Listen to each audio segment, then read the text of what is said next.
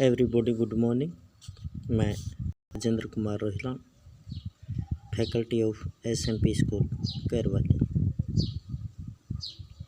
हाँ तो बच्चों, आपके लिए विशेष सूचना कि इस कोरोना महामारी की विषम परिस्थितियों में आप सभी घर पर रहें, सुरक्षित रहें और अनावश्यक चीज़ों, दुकान की चीज़ें न खाएं। आप ही देश का भविष्य हैं। आप लोग ही इस सरकार की पहल को समर्थ बनाने में योगदान देंगे। इसलिए कम से कम घर से बाहर निकलें और इस समय का अच्छे कार्यों में उपयोग करें। कोई न कोई नई किताबें पढ़ते रहें जिससे आपके ज्ञान में वृद्धि हो, जो आपके आगे आने वाले समय के लिए लाभदायक हो। हाँ तो अब हम बात करते हैं हमारे उसी टॉपिक के बारे में, क्रिया के बारे में हम पढ़ रहे थे।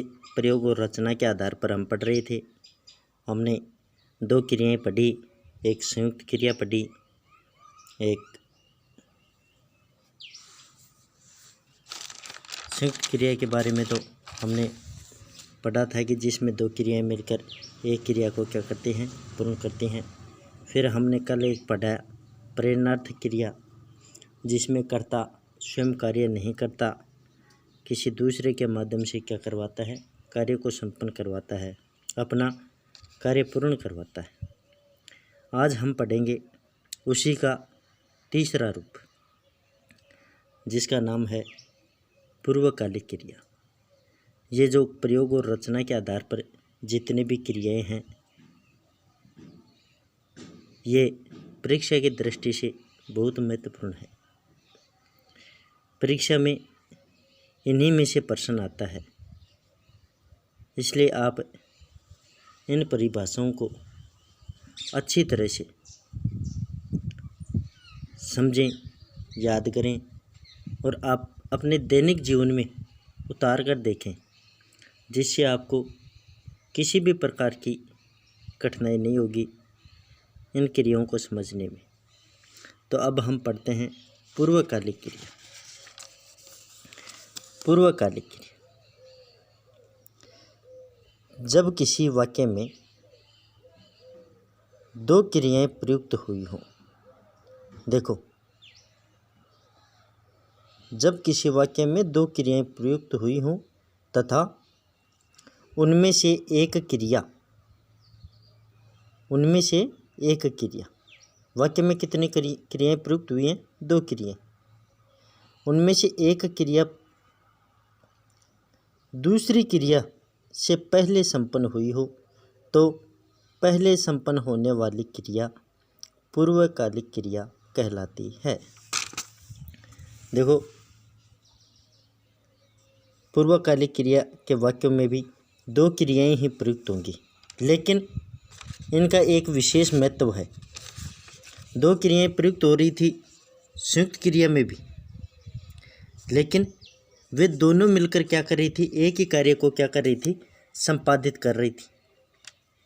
लेकिन इसमें क्या होता है कि पूर्वकालिक क्रिया में भी दो क्रियाएं ही आपको देखने को मिलेंगी, लेकिन इसमें दोनों क्रियाओं में से एक क्रिया दूसरी क्रिया से पहले संपन्न हुई हो।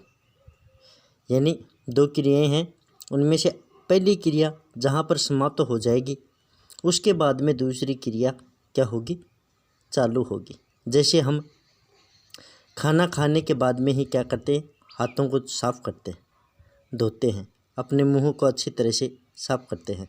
हम सुबह नहाकर क्या करते हैं, स्कूल जाते हैं। हाथ धोकर क्या करते हैं, पूजा पाठ करते हैं। तो हमने क्या की, एक क्रिया पहले की। जैसे उदाहरणों के माध्यम से देखें हम, जैसे बालक पढ़कर सो गया, आप हमेशा का आपका दैनिक कार्य है। आप क्या करते हो, घर जाते हो, घर पर शाम को जाने के बाद में अपना होमवर्क करते हो, खेलते हो, फिर रात को खाना खाने के बाद में क्या करते हो, पढ़ते हो, पढ़कर फिर क्या करते हो, सोते हो। तो पहले आपने कौन सी क्रिया पूर्ण की, पढ़ना, पढ़कर फिर क्या हो गए, आप सो गए। देखो जैसे दूसरा उदाहरण है कि मोहित खेल कर घर गया। मोहित पहले क्या काम कर रहा था, खेल रहा था। उसने खेलने का काम क्या कर लिया, पूर्ण कर लिया, और अब वह कहाँ पर गया, घर गया। तीसरा उदाहरण देखो, जैसे चोर उठकर भाग गया। चोर भाग रहा था, अचानक गिर गया, तो उठा, दोबारा उठा, और फिर क्या हो गया, भाग गया। यानी पहले उसने उठने का काम किया और फिर क्या हो गया, भाग गया। देखो यहाँ पर पढ़कर सोया, खेल कर घर गया, उठकर भाग गया। तो इस प्रकार की पूर्वकालिक क्रियाओं में दो क्रियाएं प्रयुक्त होती हैं। पहली क्रिया दूसरी क्रिया के प्रारंभ होने से पहले ही क्या होती है, संपन्न हो जाती है। तो पहले संपन्न होने वाली जो क्रिया पहले संपन्न होगी वो पूर्वकालिक क्रिया होती है। हम घर से स्कूल में आने के लिए स्टैंड पर आकर खड़े होते हैं, तो वो पहला काम है। उसके बाद में हम क्या होते हैं, स्कूल पहुंचते हैं। हम स्कूल में आने के बाद में पहले प्रार्थना करके कक्षा में जाते हैं। तो प्रार्थना करना पहला कार्य, और उसके बाद में क्लास में जाना। तो जहाँ पर एक क्रिया समाप्त होने के बाद में दूसरी क्रिया क्या होती है, प्रारंभ होती है। तो वहाँ पर कौन सी क्रिया होती है, पूर्वकालिक। कौन सी, पहले समाप्त होने वाली क्रिया पूर्वकालिक क्रिया होती है। इस प्रकार के वाक्यों में हमेशा आपको ये शब्द देखने को मिलेंगे, पढ़ करे, खेल करे, उठ करे। धातु के तुरंत बाद में कर शब्द जुड़ा हुआ मिलेगा, या फिर धातु के अंत में कर या करके लगाने से क्या होती हैं, पूर्वकालिक क्रियाएं बनती हैं। जैसे मैं कहूँ कि मोहन स्नान करके पूजा पाठ करेगा। क्या करके, स्नान करके। मोहित खेल कर, यानी पहले एक काम करेगा, एक काम पूर्ण हो जाएगा, उसके बाद में क्या होगी, दूसरी क्रिया प्रारंभ होगी। तो पहले संपन्न होने वाली क्रिया कौन सी कहलाती है, पूर्वकालिक क्रिया कहलाती है। Thank you.